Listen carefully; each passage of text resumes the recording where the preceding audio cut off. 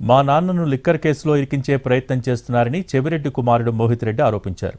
గతంలో మా దగ్గర గన్మెన్గా పనిచేసిన గిరిని బెదిరించి వాంగ్మూలం తీసుకున్నారని ఆరోపించారు. మరో గన్మెన్ మదన్ను కూడా చిత్రహింసలు పెట్టారని, తప్పుడు కేసులు పెట్టి ఇబ్బందులు పెట్టే ప్రయత్నం చేస్తున్నారని మోహిత్ రెడ్డి ఆరోపించారు. నాన్నగారి మీద పెట్టాలని చెప్పి ఇప్పుడున్న ప్రభుత్వం ఎంత తగదలాడుతూ ఉందో దీన్ని బట్టి అర్థమవుతా ఉంది.